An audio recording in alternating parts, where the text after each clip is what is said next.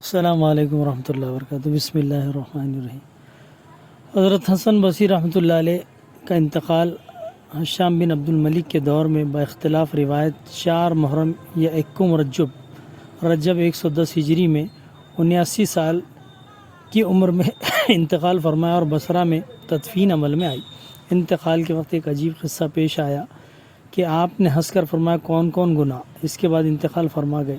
ایک بزرگ نے خواب میں دیکھا اور انتقال کے وقت ہنسنے کی وجہ دریافت کی اور جملے کا مطلب پوچھا۔ فرمایا نزاع کے وقت میں نے سنا تھا کہ کوئی کہہ رہا ہے اے ملک الموت ان کے ساتھ سختی کا معاملہ کرو کیونکہ اس کا ایک گناہ باقی ہے۔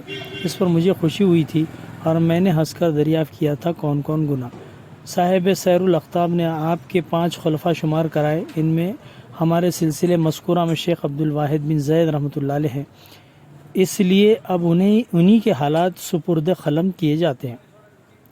حضرت خواجہ عبدالواحد بن فضل قدوس سرہ، آپ خواجہ حسن بصری رحمۃ اللہ علیہ کے اجل خلفاء میں ہیں۔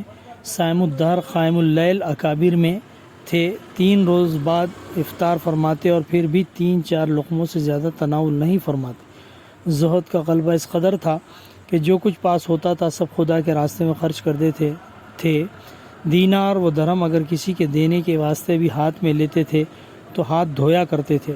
ماوا و ملجا فقہ امام اعظم رحمۃ اللہ علیہ کے شاگرد بھی ہیں، بیعت سے قبل 40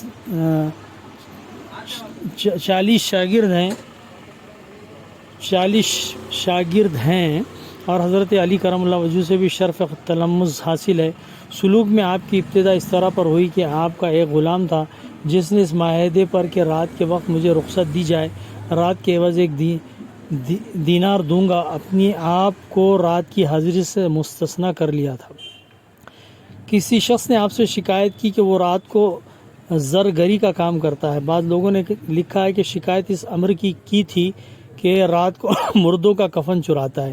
آپ نے امتحان کے لیے ایک شب اس کا تعاقب کیا۔ غلام تھوڑی دور جا کر ایک قبرستان میں پہنچا اور وہاں نماز میں مشغول ہو گیا۔ صبح تک نماز پڑھتا رہا اور صبح کے وقت دعا مانگی اور پھر یہ عرض کیا کہ اے میرے بڑے سردار، میرے چھوٹے سردار کی اجرت بھی دے۔ اس پر 1 دینار اس کے ہاتھ میں آ گیا، وہ لے کر چلا آیا مگر یہ وہیں چھپ رہے اور وضو کر کے اپنے خیال کے استغفار میں 2 رکعت صلاۃ التوبہ پڑھی اور نیت کر لی اس کو آزاد کر دوں گا۔ صبح کو وہاں کے لوگوں سے تحقیق کیا تو معلوم ہوا کہ ان کا مکان 2 سال کے راستے پر ہے۔ سخت متحیر ہوئے۔ ایک سوار سامنے سے آیا اور پوچھا کہ عبدالواحد کیسے بیٹھے ہو؟ آپ نے قصہ سنایا۔ اس نے کہا جاؤ مت، تمہارا مکان تیز گھوڑے کی چال سے 2 سال کے راستے پر ہے، رات کو وہی غلام آوے گا، اس کے ساتھ جانا۔ اور واقعی بجز اس کے چارہ ہی نہ تھا کہ انتظار کرے۔ دوسری شب پھر وہ غلام آیا اور مختلف اقسام کے کھانے اپنے ہمراہ لایا اور شیخ سے عرض کیا کہ کھا لیجئے اور پھر ایسا کبھی نہ کیجیے۔ آپ نے نوش فرمایا اور وہ بدستور عبادت میں مشغول ہوا۔ صبح کے وقت حسب دستور دینار آ گیا، یہ دونوں دینار لے کر خواجہ کی خدمت میں حاضر ہوئے اور پیش کر دیے۔ خواجہ ان کے ساتھ چند قدم چلے کہ مکان آ گیا۔ اس نے عرض کیا کہ آپ نے آزاد کرنے کا ارادہ فرمایا تھا، آپ نے تسلیم فرما لیا اور آزاد کر دیا۔